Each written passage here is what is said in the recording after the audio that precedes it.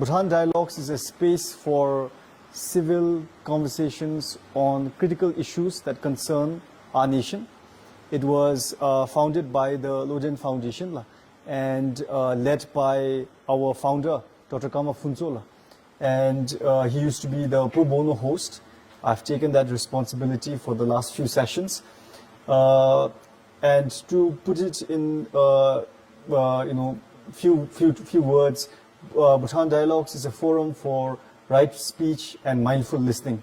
So with this, today we have come to the Gedu College of Business Studies to discuss a topic which is very close to my heart, building Bhutan's startup ecosystem.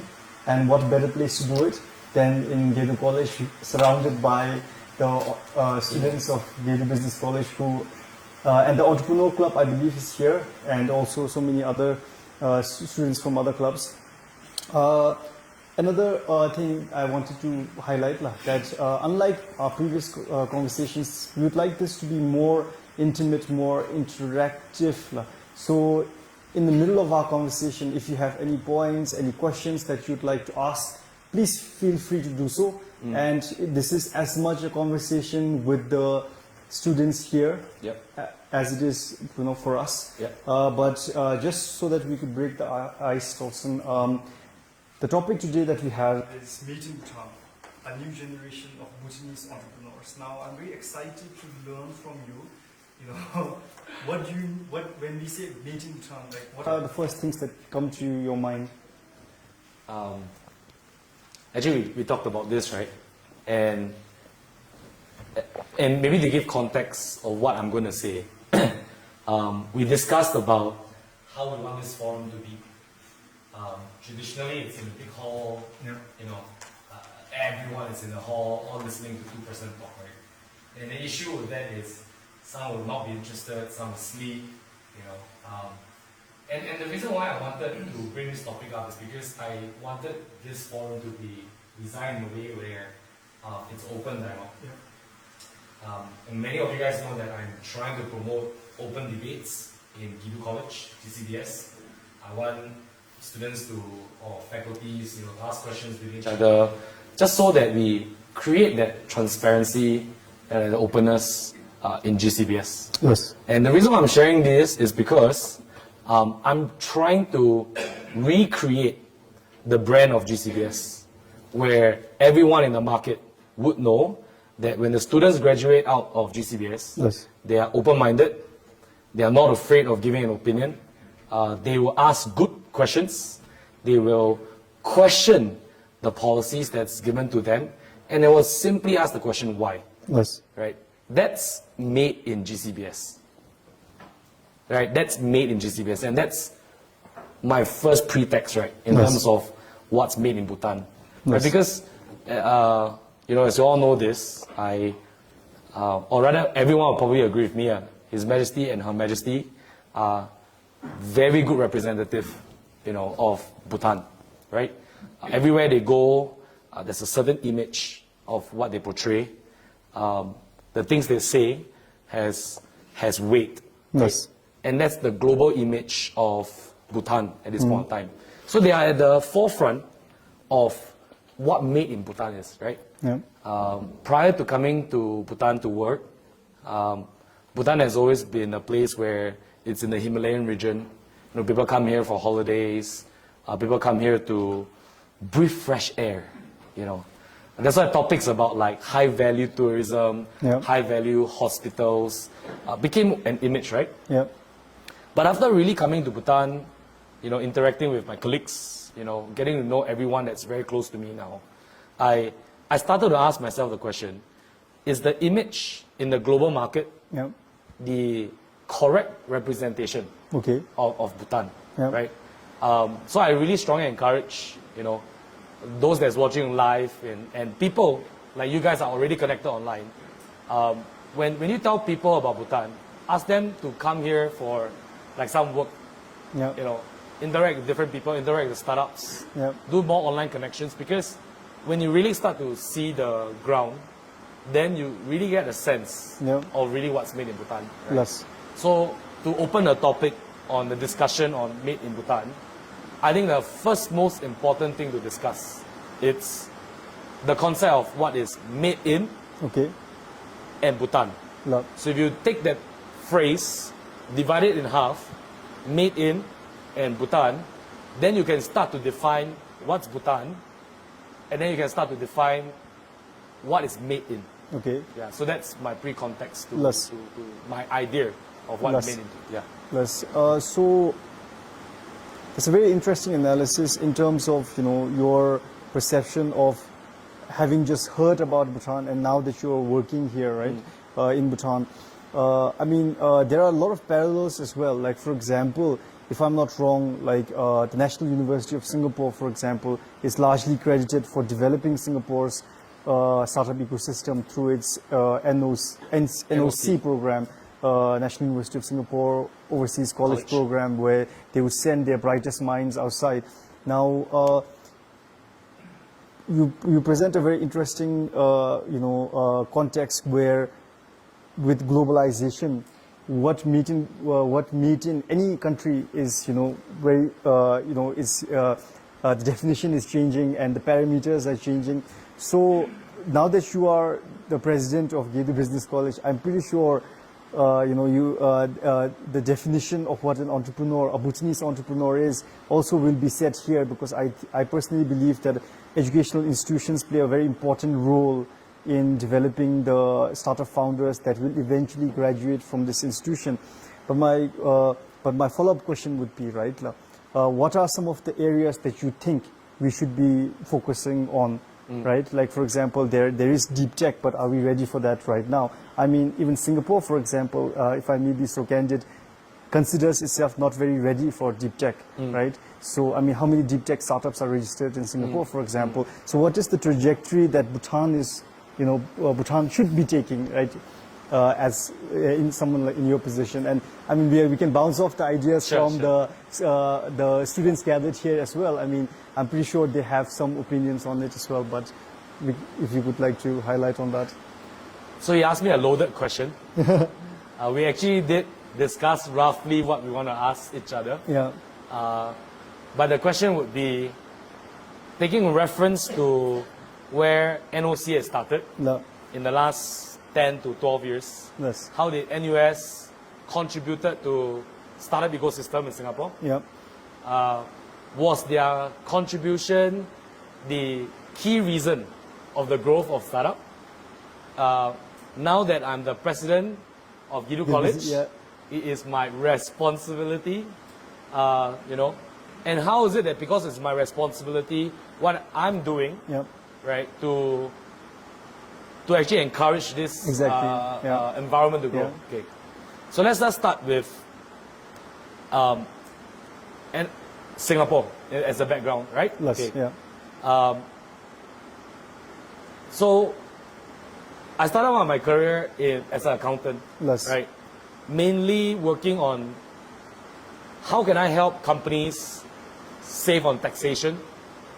How can I help companies restructure their organization growth when they expand to different countries? I started out consulting, right? Because of that, I was able to interact with a startup, right? This was before Netflix became a big thing in Asia. So I bought a DVD rental company, have the dream of changing it to become Netflix in Asia. Okay.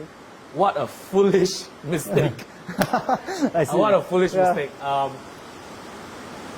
For those who cannot hear me, please be patient. I will try to regurgitate again. It's not too loud, right? The way I'm talking. It's okay, right? Okay.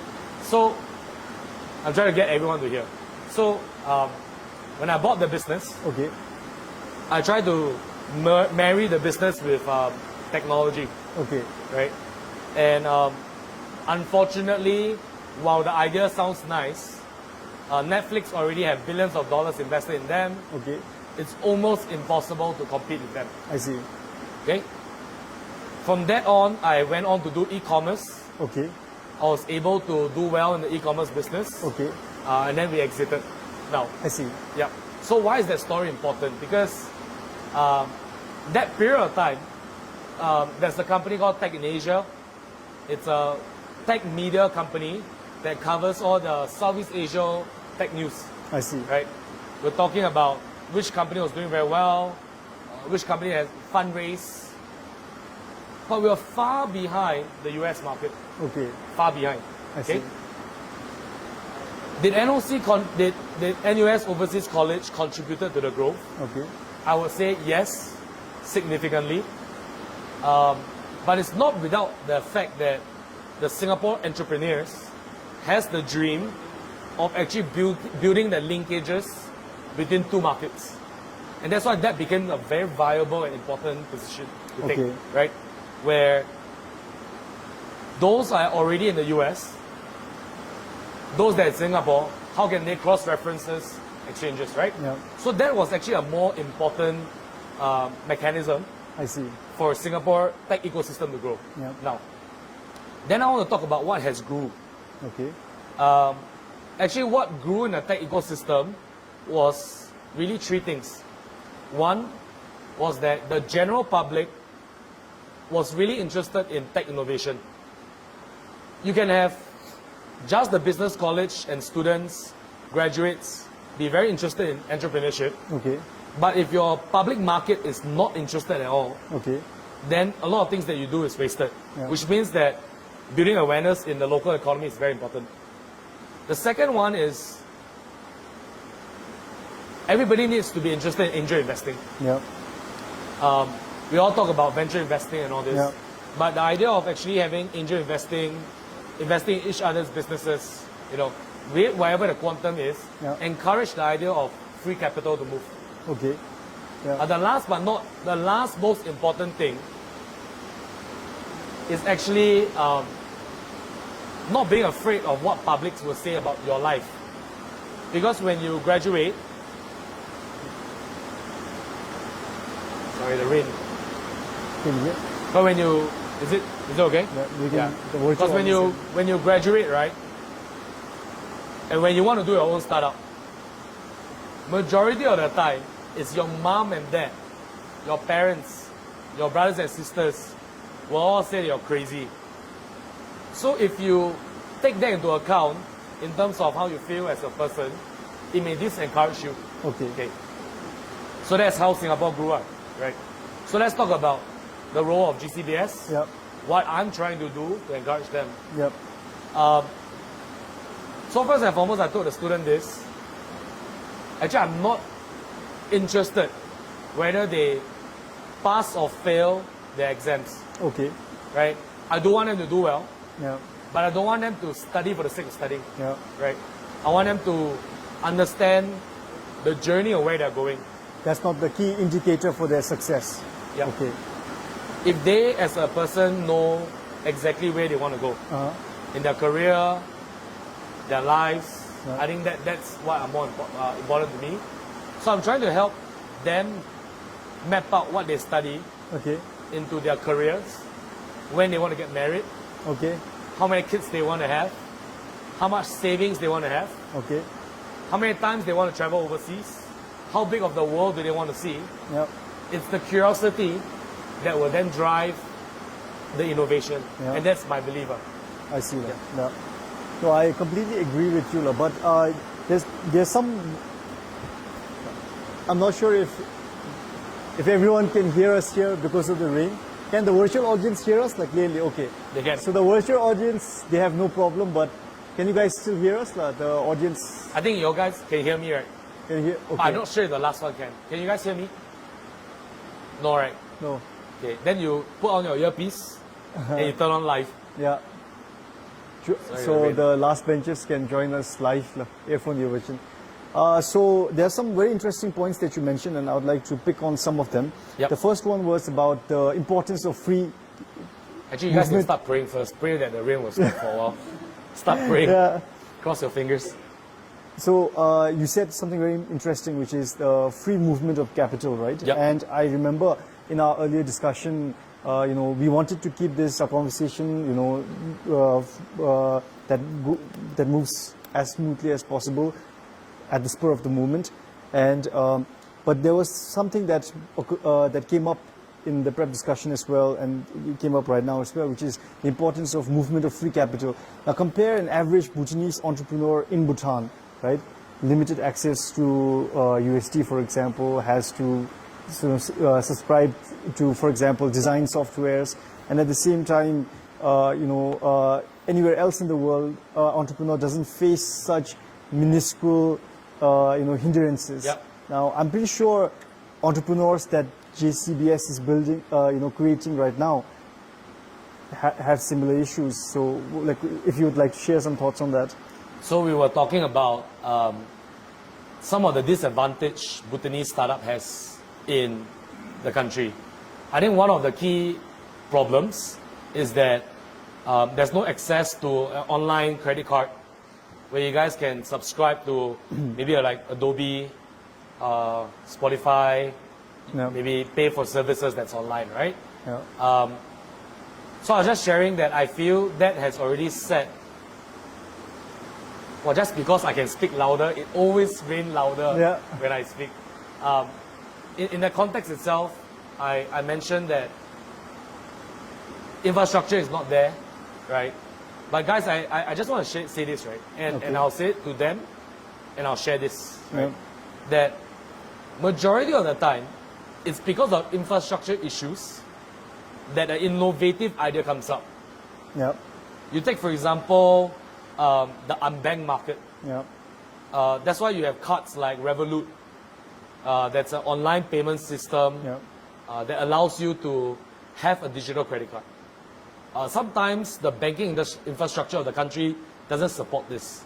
But let's bear in mind, right, that Bhutan is not the only country that has this problem. A lot of the parts in Africa has that issue. Yeah. Close to, I say, if online payment doesn't exist due to like Alipay in China or WeChat Pay in China, it's going to be the same problem. Yeah. But what I'm saying is that it took a massive problem like this that someone really cares enough Yeah. to create a solution, right? Yes. We take, for example, logistics issues in Bhutan. Yeah. If you really think about this, Yeah. at this point of time, no one is solving logistics Yeah. problem here, Yeah. right? I think the key question we need to ask ourselves is, why is it that we can identify the problem, Yeah. but we do not care enough Yeah. to create a solution, Yeah. right? It's always the complaint about, not enough budget, market too small, nobody want to listen, Yeah. fixed regulation, it's always a complaint. Yeah. But no one actually comes out to say, hey, sir, I think that this is a real problem. Would you think that this solution Yeah. can get funded? It's always, I don't want to do it, because of this issue, right? Yes. So while I recognize that there's an infrastructure issue, Yes. what I try to ask everyone to change, it's please don't always come, and this is not just unique to GCBS. Yes. I mean, if you think about this, this is quite unique, or rather this is unique to, I think, our current generation, where majority of us are just, problem, not enough rooms, Yeah. all this. No, I resonate with your. I resonate with your proposition that entrepreneurs are born when there are problems, Yep. and that the primary purpose of an entrepreneur is to solve a problem, Yep. and that the bigger the problem, the better the solution, and therefore that's how the ecosystem is built. But I think it's more like a chicken and egg situation, right? Whether lack of infrastructure, lack of proper legislation, lack of capital, for example, and at the same time, whether the problems, whether the entrepreneurs themselves are ready to solve the problem. I think, as in my experience at Loden Foundation and being an entrepreneur myself, I think I have seen a lot of entrepreneurs trying to tackle issues. For example, I know some e-commerce platforms in Bhutan that are trying to, for example, address the logistical problems that we have. But at the same time, I think they are faced with hurdles that every entrepreneur anywhere else in the world faces. Magnitude and intensity of that hindrance might differ, but it's the same problem: lack of capital, market is small or inaccessible, No, I totally disagree. Less. I You truly. think it's the lack of entrepreneurs spirit in Bhutan? Or? No. Yes. It's lack of first principle thinking. Okay. Right. Let's measure some ideas. Okay. One day, human being will cease to exist because something's going to hit Earth. What do we do? Yes. Right. Hide underneath the Earth. Yeah. And then wait for it. Okay. Or be interplanetary. Yeah. Okay, the rain is not on our side. Yeah. It's always choosing. But I think the virtual audience can still hear us. So I mean, we're at a very exciting point in our conversation. But if you think about this, right? Why I truly disagree is because has the idea of landing a rocket ever exists? Yeah. Not before SpaceX. Not before SpaceX. Yeah. Right. Has the idea of even the engineering space does not have that idea. Or you take, for example, before Panadol existed, right? People in the pharmaceutical space were thinking of different solutions, right, to find ways to manufacture medicines and all this, right? Yes. I feel that it's because you don't care enough that you don't want to look for the solution. Or you take, for example, Thomas Edison. Yes. There was no such thing as light bulbs. Before. No such thing. Yep.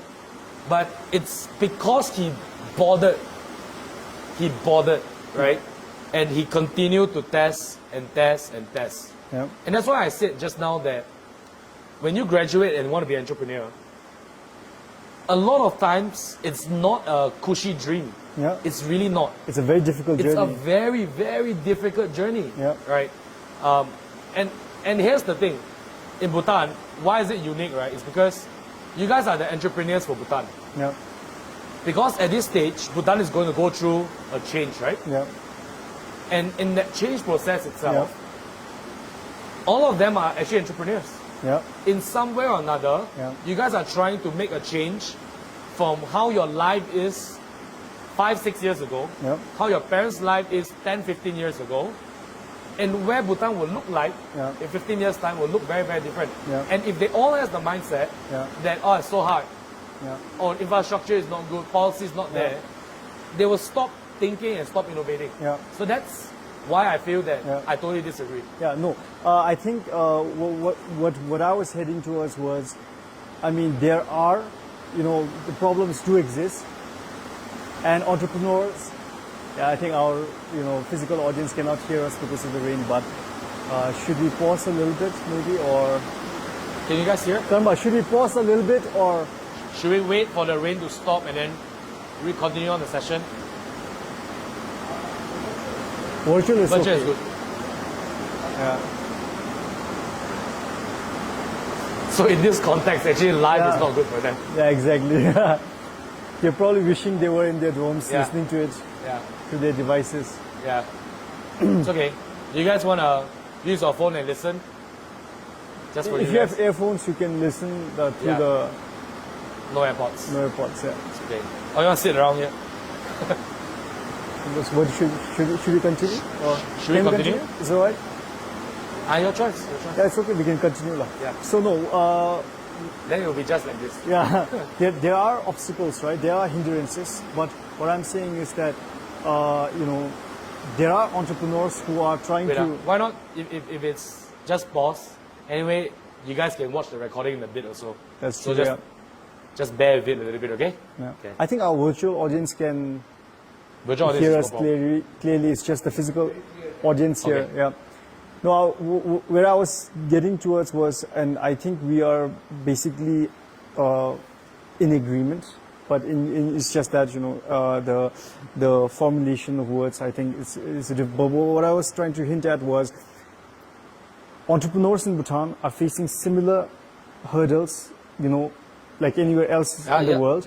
And that, it's not very much different. And I completely agree with you when you say that, you have two options. You either address the problem at hand with whatever solution you have, or second you complain and say, you know, this is not working or that is not working. But for that to happen, I think for the first option to happen, there has to be robust conversations, right? Yep. So what you're doing in Gedu, for example, Gedu Business College, for example, trying to create that platform, that's very interesting. But what I'm trying to say is that for a larger context, right, do we have such platforms right now? Like, for example, Loden Foundation has supported so many entrepreneurs, and we are trying to build the startup ecosystem as well. So I think heading towards, talking more about what we can do together, right, is as important as, you know, the individual problems that exist right now, right? So so that's what I was getting at, So I think my comment is this, right, that Loden Foundation invested in a lot of people, right?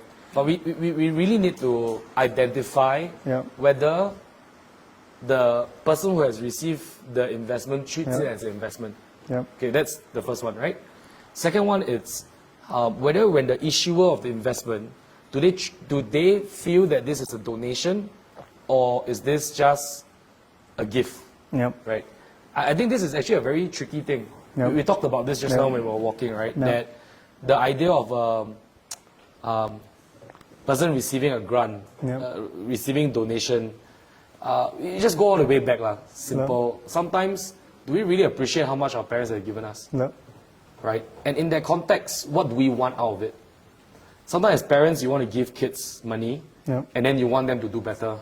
But they are not investee, right? You can't measure them in the KPI and all this. And why am I drawing this as a comparison is because I think one of the key things I think Loden Foundation can work on together with us is really trying to address, is this an investment or is this a grant? Is this a donation or is this a gift? And when the person receives it at the time, in the different spectrum of the receiving of capital, the treatment of it is different also. Right? I think the Loden Foundation's focus is about giving collateral-free loans, which is a financial facility that didn't exist, right? Even right now, doesn't exist at the scale that we are doing, or the foundation is doing, right? But let's dial back a little bit about what you said, right? I mean, it was a very important point that you highlighted, but let's dial back a little bit and focus on, because we're comparing startup cultures around the world with what we are trying to build here in Bhutan. And my hunch would be, right, my educated guess would be that what has worked in Singapore, what has worked in anywhere else in the world, can be replicated successfully here in Bhutan as well, right? And I mean, you were mentioning in our discussion as we were exploring the campus together that the startup culture in, for example, Singapore is what, 2 decades old, right?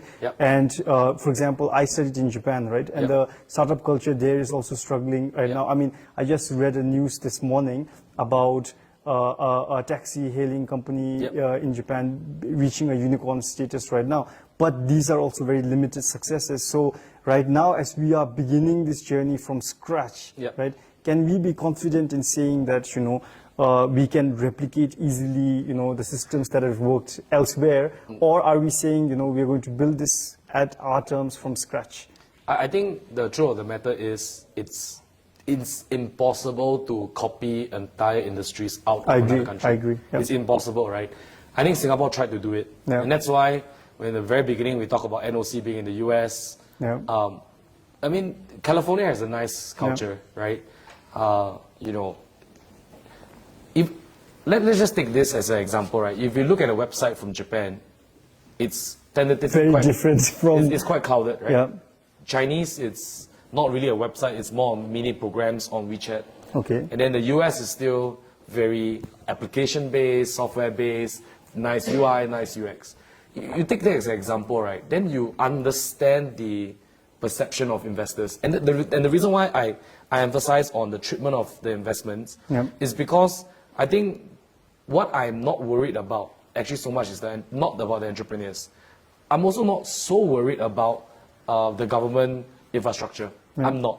Because, truth to say, okay, I know this is life, but government can change, right? Entrepreneurial mindset can change. But what is more important, it's the who is actually investing here. Because in some sense, when you look at the investors down the line, sometimes they do it based on the fact that maybe they get a tax rebate. Yep. Oh, I park money in Bhutan, I get a tax rebate in UK. The Great. corporate tax is less, you know, I don't have to get pay to declare, GST. I get to declare I have like 15 million in Bhutan. I'm here for sustainability, invest in startups. Yeah. But that to them is free money because their tax is probably like 400 million, for example. Yeah. So that is actually small money compared to their own taxation, right? Yep. Okay. And then they really invest in the infrastructure? No. Yep. Right. Now, I take that as an example. Then let's talk about why I'm saying that it's not a good idea to replicate. Because I feel that the replication of a industry, right, tentatively come from the investor's perspective. Oh, I invested in, say, for example, Uber in the US. Oh, I think it will definitely work. So let me tell you a failed story.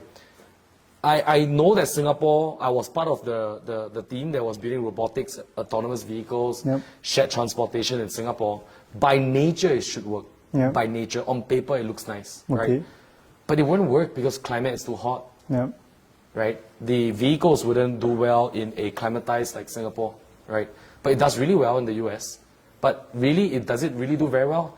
What used to be the scooter rush, you know, mixed transportation in the US, in California, is not doing that well again, right? So again, that becomes a cyclical change, right? And address the point in terms of like replicating an industry itself.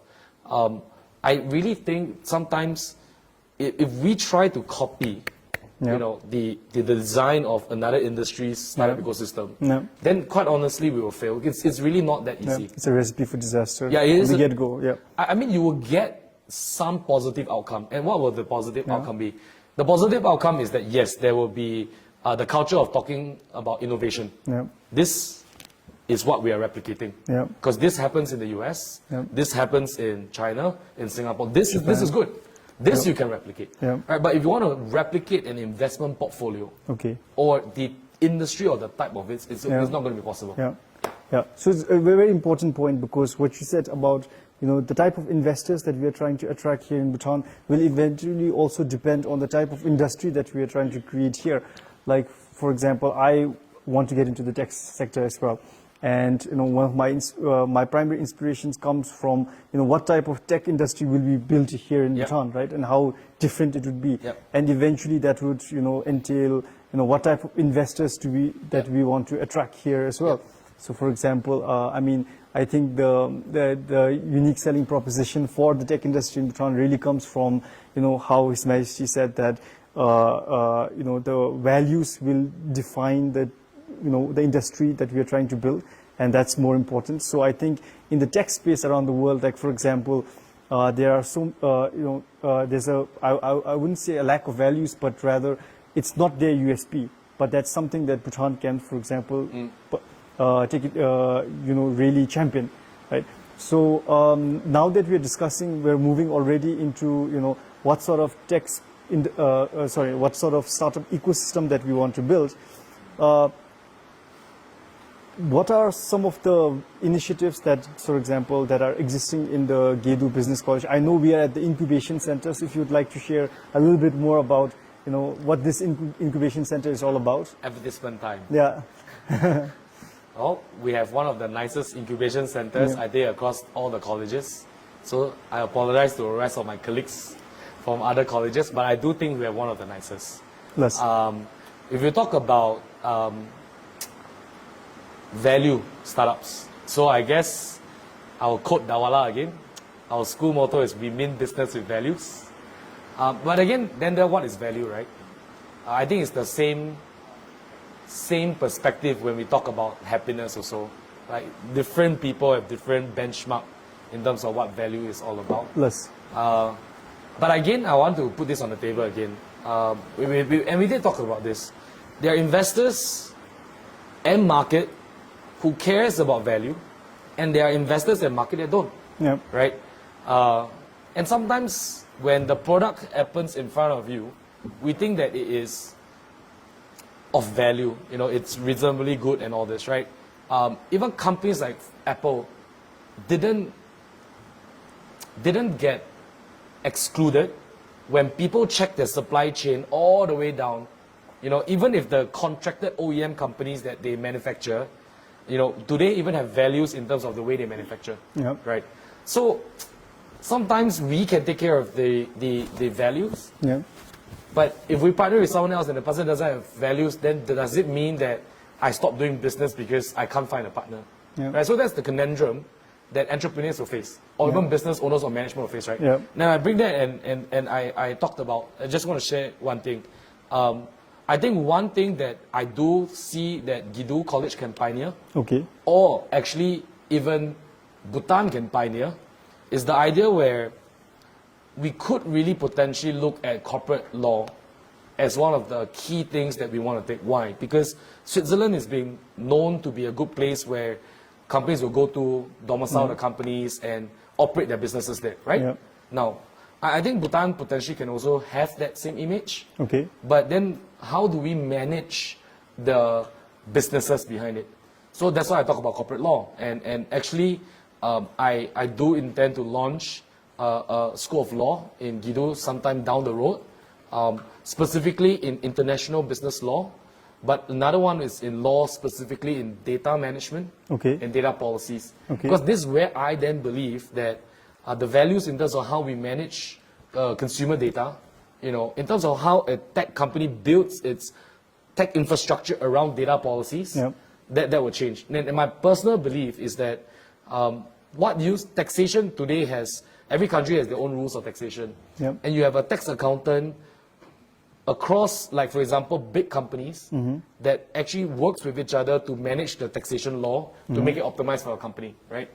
I believe that down the road, data will actually become like tax, where different countries have different data protection laws, right? And companies who do want to operate across the region or a global market, they need to have lawyers who do understand data policies, how data are actually used and built, work together with the software engineers or developers to then actually create a very ethical way of how human data are being managed. So that's my personal belief. Well, that's a very interesting niche industry that you have selected, and I think it really answers one of the questions that an online viewer had for our session, which was, what sort of unique features of Bhutan have you identified or discovered while you're here in Bhutan that we can really capitalize on? But do you have any more pointers you'd like to share? Similar to, I mean, data management law, it's very interesting, but... other industries. Let's talk about the two largest industries that exist right now in Bhutan, right? Agriculture and infrastructure development, or hydropower. So, you know, do you think we will I mean, this was a question that I had for, you know, one of our speakers for Bhutan Dialogues, the JICA chief, right? Japan-Bhutan's collaboration has mostly existed in the sphere of agriculture, and is it time for, you know, us to explore other industries as well? And he had a very interesting idea where you know, ICT and also health tech is something that you know, they're actively contributing towards. But you know, do you really see these two industries being our primary, should continue to be our primary areas of focus, or should we also move beyond that? Okay, I'm not sure if many people have heard of this term, Type 1 civilization, Type 2 civilization, Type 3 civilization, right? Type 1 civilization means a civilization that's able to tap all its existing power on an area, supposedly the whole world, right? But the reason why I brought this up is because, interestingly, Bhutan is not big, not small, right? And its benefit is that it has wonderful hydropower. So why is Type 1, okay, so for those who have not heard of this term, please go research on this. This is an important point, because when the concept goes, right, where a civilization is able to 100% harness its power, that will 100% contribute to economic growth, right? Because at this point in time, the whole world is still fighting for power, right? Power, not like military power, we're talking about energy, right? And the very fact that Bhutan now has clean energy actually puts itself in a very unique position where if Bhutan can 100%, you know, power its own industry by harnessing its own energy in the land itself, then one, you know, Bhutan can cut itself away from potentially, you know, the geopolitical problems, right? That's one thing that I see. Yeah. And two, I think that also gives itself independence in terms of its finances, right? Okay. Yeah. So why do I say this? Because I think that one thing that's unique for Bhutan is that if they focus on, in my opinion, if they focus on harnessing and actually developing and using 100% of the power that's harnessed on their own industry, the next step of it, right, is actually building high-value products, right? Bhutan potentially can be 100% electric vehicles, potentially, right? And robotics industry can come, and robotics industry will come, automation will come, and if automation comes, then the issue of a small population no longer exists, right? Then Bhutan can then reach its full ability to actually look at export markets. At this point in time, if we research export markets today, the unfortunate part, where I was seeing made in Bhutan, you know, it's not exporting like food or, you know, it's not. We're exporting minerals, right? And that already sets us in a very negative position already, right? But if we can harness our own power, use that for the right industry, then grow the right automation industry, and then use the minerals that was previously exported but built on high value powers, right? I think one of the things that recently was talked about was silicon wafers, right? Graphite battery manufacturing and all this. So can you imagine? Yeah, graphene batteries and all this, right? Can you imagine if we are able to migrate and maneuver out of the situation by just capturing our own energy and then using it for our own energy consumption and growing an industry around it? That would actually set Bhutan unique, because I think Bhutan potentially can really stair-step the growth and really by then have a strong enough economy to open up even more to embrace globalization. Yes. Very interesting. There was this one question that one of our viewers in Australia had for us, right? A Bhutanese living in Australia. Hi, Australia. About, you know, how do we balance cutthroat capitalism, right? And venture raising funds, measuring profits, right? With Bhutan's traditional culture of, you know, a compassionate society, you know, where, you know, impermanence. Are we a compassionate country? Impermanence, you know, the very fabric of our culture. So is there a balance, or, I mean, or is there an opportunity for us to, you know, set ourselves apart? You know, build an industry that is not, you know, build an ecosystem that is. Why don't we hear from a Bhutanese first? For me? Well, because let's hear from a Bhutanese first. From my perspective, I really think that this is an opportunity, hence why I did the question at last. Because I really think that, you know, being an entrepreneur, I mean, the fundamental of the business is value creation, right?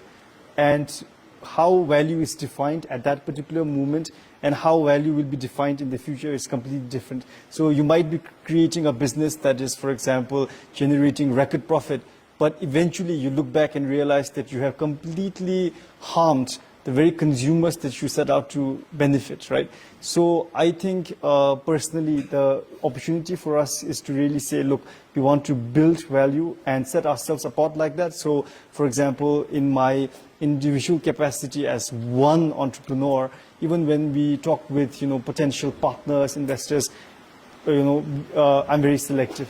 So we have to, you know, why do you want to invest in Bhutan? Why do you want to come here?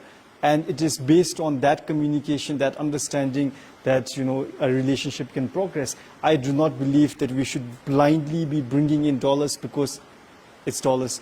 I think there has to be value attached to it. But the reason why I asked you this question and, you know, why I think the friend in Australia is asking this is because we are trying to, again, leapfrog and create an ecosystem, and young people of Bhutan are excited, you know, we want to contribute, but at the same time, you know, it's a very, how should I put it, slippery slope, right? And it can go haywire anytime. So, you know, it's very interesting, I guess, to hear from, from your point of view as an educator now, which I think is, whether you like it or not, a position that you have undertaken for yourself, whether you have that, how should I put it, mental dilemma, whether you have that at your heart. I don't have a mental dilemma, because for those who knows me, I tend to avoid philosophical questions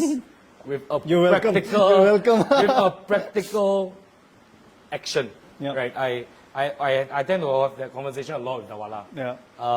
Because- who? with Dawala, the yes, Dean of oh, Student Affairs. yes. We first talked about this at a hot stone bath where two grown men sit in a hot stone bath in one of our incubation centers, Yes. a hot stone bath in Chapcha. Now, why do I say that it's a philosophical question and a practical action? Because from the simple principle of economics, Yes. supply and demand, you will have inefficient market, right? Yes. So if we ask our dear friend who asked me that question, how about would she actually or he prefer to cut all visas now so that no more Bhutanese goes to Australia to compete with the existing Bhutanese that's there? I feel the majority of them will vote yes. Yeah. And then if that's the case, then they are Bhutanese. Majority of the Bhutanese in Australia, you mean? Yeah. Yeah. Okay. They, of course, because now more and more Bhutanese are going there. Actually, don't say Bhutanese. Let's just talk about the immigrants that's in the country. Yeah. Would they want to cut immigrants from going in? Yes. Yes. Because before they go, they say, yes, I want to be there. But when they're there, they'll be like, no, I should only be here. Why? Because at the end of the day, it's their income that's at risk. Yes. They chose to leave a comfort zone to go to a place where it's hard work for them. Yes. Any more people going in, Yeah. it's going to add additional more hard work, Yeah. right? So if you allow them to vote, and this is my prediction, Yeah. they will actually say, please, lower down. Yeah. In fact, this side of the market will wish visa opening. Yeah. This side of the market will wish visa's application will close. So in that perspective itself, the person would have already voted for cutthroat capitalism. Yeah, so Yeah. to summarize, basically what you're saying is that wealth creation does not necessarily have to come at the expense of. No, I'm saying it will. It will. It will. And it should, is what you're I implying. won't say it should. Okay. I'm saying that the loss of the value Yeah. is the dependent on the speed. Less. So the faster you grow, Yeah. the easier is it to lose your personal Yes. identity. So just imagine this, right? You give someone $1 million to go into the casino to gamble. Yeah. Because it's 10 minutes, right? Suddenly $1 million can become Yeah. 100 million. Or you can lose it all. But if you slowly build your 100 million or your $10 million up, then you actually value it. So Yes. I think the real question is this, right? Is there no way to balance like humanity or sanity Yeah. or social responsibility with economic growth? Yeah. I think there is, right? And that's why United Nations is there, UNDP is there, UNESCO is there. There's all this platform that's there to try to ensure that. Because if you take away all these ceilings, Yeah. then quite honestly, it's, the very concept of earning or collection of wealth, it's someone else is going to lose it, right? Yeah. And the faster someone has it, and because I have more capital to win your money, Yeah. then I always get into unfair advantage. So Yeah. there's that ceiling. But to answer it more directly, is there a way to balance it? Quite honestly, I think most economists is finding it hard to, right? Yeah. I think, can Bhutan actually figure its way out? Yeah. Yes. Yes. Because in the general perspective, I think many years really everyone has the thinking that, maybe money is really not everything. Yeah. Right?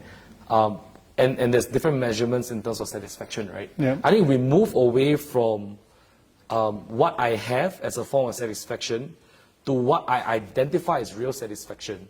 Then yes, maybe the economy can progress upwards, Yeah. and I can still keep satisfaction as my number one goal versus the accumulation of wealth. Yes. So I think that's possible, and if companies in Bhutan or actually, in general, if the whole world, Yes. in the future, if we build companies based on like satisfaction, if the HR policy is built on satisfaction and what makes a person satisfied, then I think Dawala will also agree with me that it's not, having money in the pocket is good, Yeah. but identifying what makes you satisfied is also going to be important. Then we can kind of Yeah. maneuver. Well, I guess the Bhutan exercise really is, the experiment really is a step in that direction, right? Yeah, And, yeah. yeah. Do any students here present with us, do you want to ask any get questions. get it interactive. Like, I mean, we've been speaking for quite some time now, Yeah. so I mean, it's almost the 1 hour. 1 break. hour. We can go a little bit longer, like 15, 20 minutes, but Yes. please. If you would like to jump in. Yeah, if not, then I'll just turn the camera and face you. Come, guys. Any questions? No? Question? No? Yeah. No, but anything you guys want to debate on? But I mean, if you were talking about this, right, like, why don't I ask you this question, right? Like, you know, now that you, I don't know if you guys all know this, but actually, Ngawang himself is also an entrepreneur, right? Worked in Japan for many, many years and came back with a different mindset, right? hopefully. Two things he's trying to do. One is to build an online application. Yes. Right? And that's why you're inviting some Japanese that's coming, right? Yes. Yeah. You want to share a little bit more on why we are doing that? Or? Yes, Les. So, like I said, I personally believe that the ecosystem that we are trying to build here, the startup ecosystem, and the way of doing business, I think, you know, the exciting thing about this is that we as entrepreneurs get to define it, right? I mean, there, like, for example, you know, you look at some of the, you know, very passionate entrepreneurs from developing countries like, developing emerging markets like, you know, Malaysia or, you know, Vietnam or Indonesia. You'd say that, you know, we are no one's Silicon Valley, for example. They want to build their ecosystem on their terms. So the exciting opportunity that awaits Bhutanese entrepreneurs is that we have an opportunity to here to build something that's uniquely ours.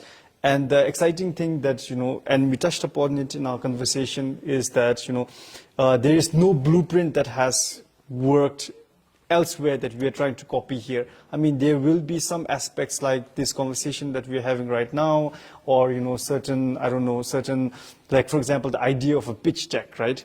I mean, you know, that is something that, you know, that can be copied, but doesn't. But then there are other aspects like, and so from my perspective, I think it's about what type of investment we bring in, right? I mean, lack of capital is a serious issue, and, you know, there are other deficiencies as well. So, for example, if you're looking at, I'm very interested in the wood manufacturing industry, for example. I've been working in the agriculture industry as well, so I'm very excited about, you know, the opportunities that they hold. But will I be very overconfident and say we have everything that we need here in Bhutan, including the HR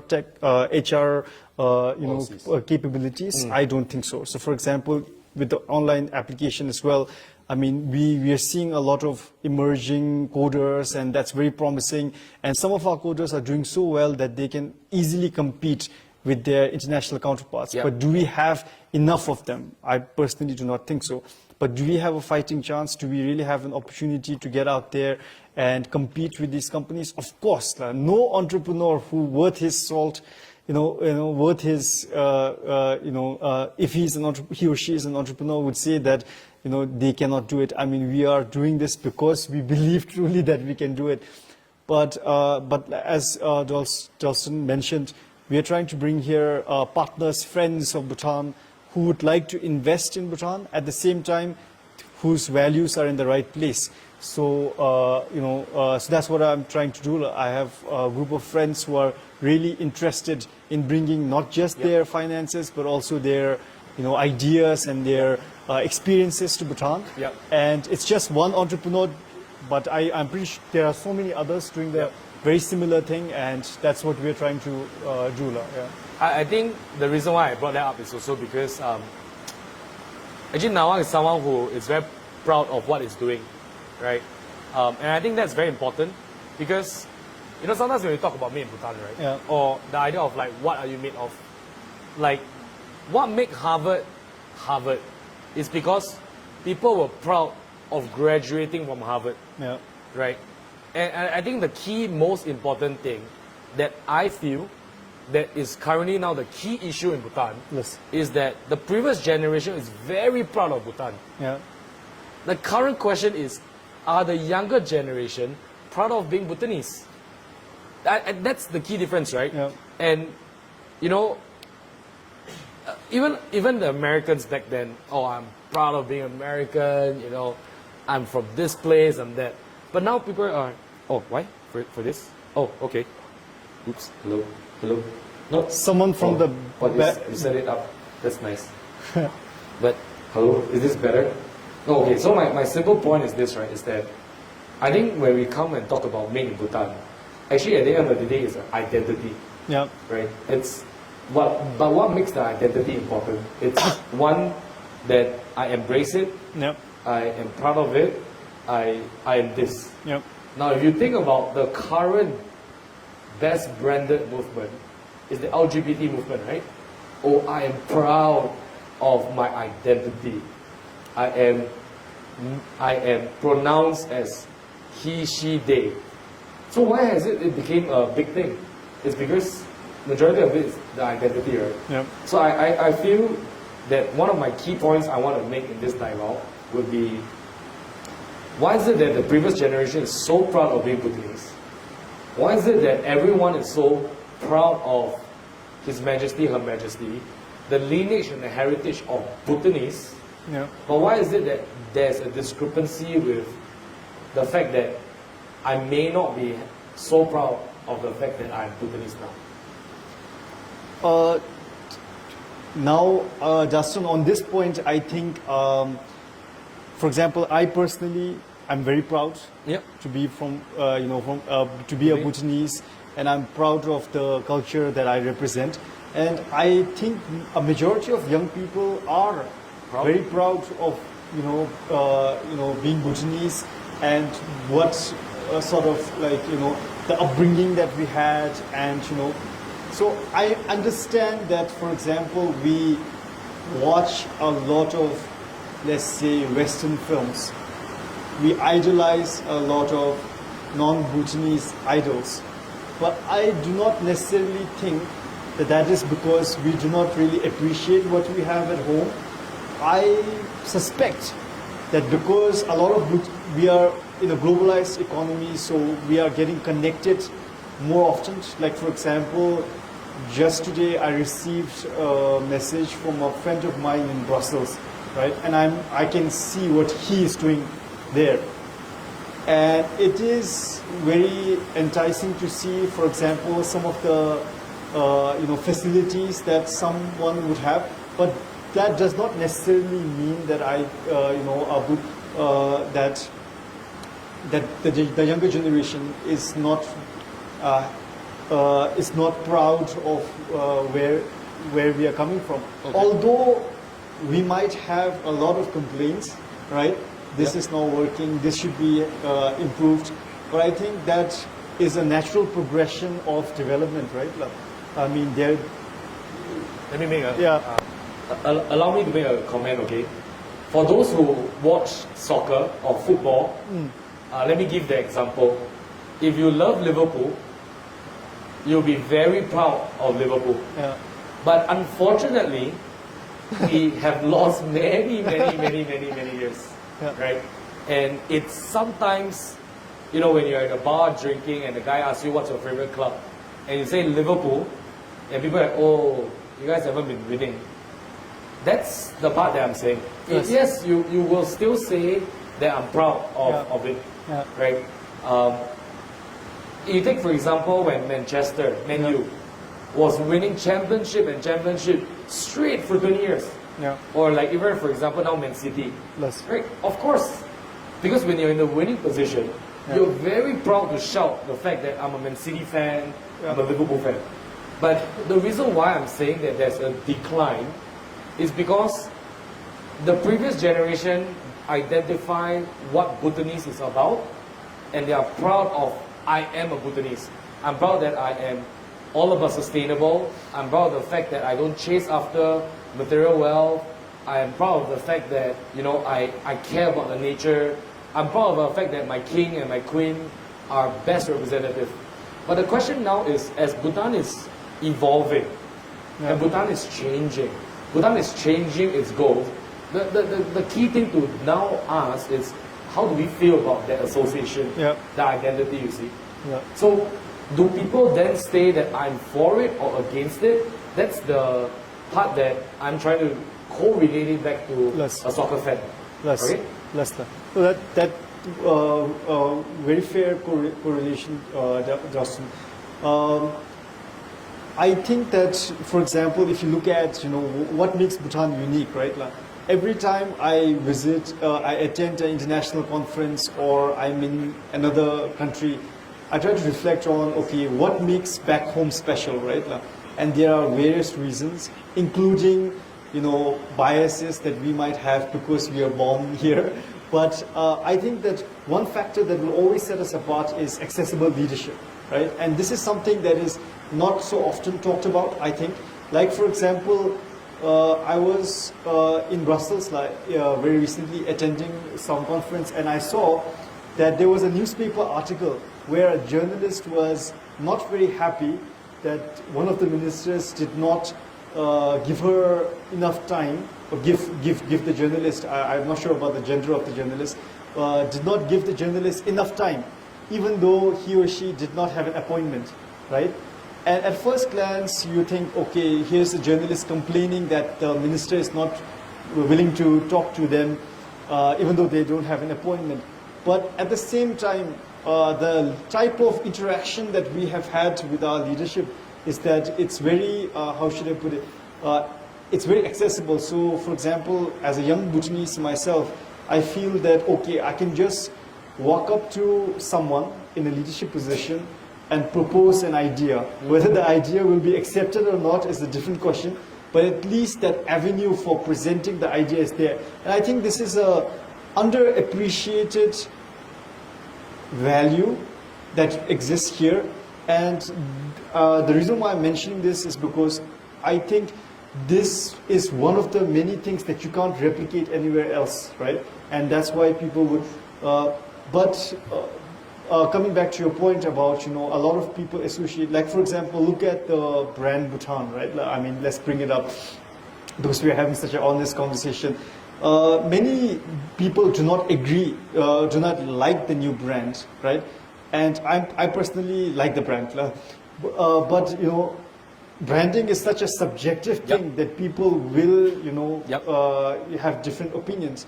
But the presence of different opinion does not necessarily mean that we don't like, what we stand for at all, right? So I think in a very successful, very healthy startup ecosystem, you would have entrepreneurs who won't agree with each other, investors who won't agree with the entrepreneurs, and that there will be a robust flow of energy. But that's important. Yeah, and that's very important, right? So I think the young people of Bhutan, as much as we are given an opportunity, right? Like in every, for example, we are told that young people are the future. You look at the national youth policy, for example.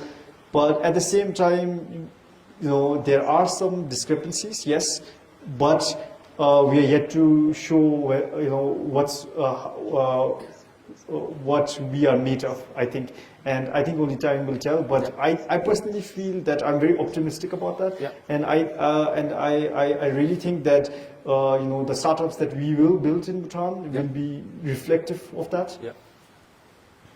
I think the reason why I was quite excited about this conversation, and just going back to my initial point, right, to really